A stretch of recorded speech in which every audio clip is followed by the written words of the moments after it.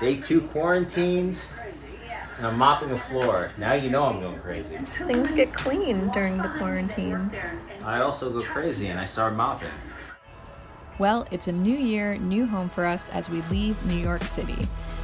Bittersweet for sure, and yes, slightly influenced by the pandemic, but this is something we've been thinking about for a while after enjoying 5 years on the Upper West Side.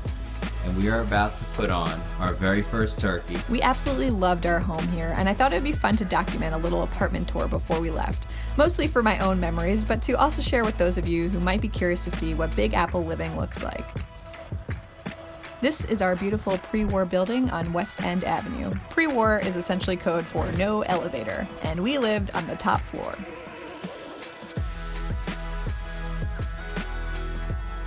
Our apartment is a 2-bedroom, 1.5 bath with exposed brick, a working fireplace, and a private rooftop.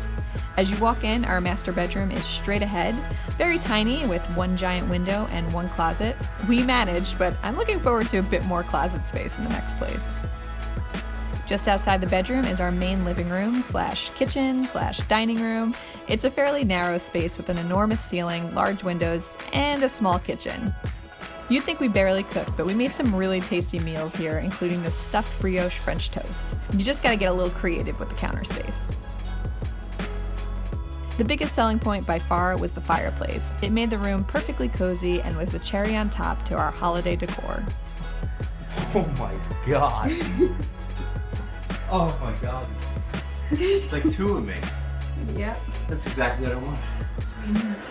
Next, we quickly glance at our main bathroom. Not much to report here, pretty much par for the course. And then we ascend the spiral staircase past this enormous loft, which provided all the storage space we could have dreamed of in Manhattan. And up into our second bedroom, which we used as an office space. This was amazing during the pandemic when my job became full-time remote. I had my mini fridge and a small bathroom whenever I needed, and an epic outdoor space to stretch my legs. I think this is the feature I'll miss the most from this apartment. I still can't believe I had a private rooftop in New York City.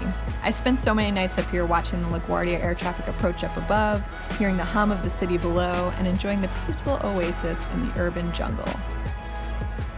By day, I think we did a damn good job setting up a little rooftop garden. At one point, we had about 30 pots filling the perimeter. Many, many great memories on this rooftop that I will forever treasure. So that's the tour, and for $3,000 a month, it could be yours. Now we're off to a new place and a new state. I'll be back in a few weeks once we're all set up.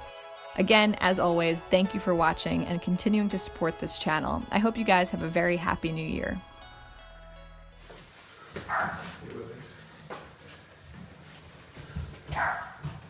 Okay. Slide this down. All right, let me get down there and you get up here. No.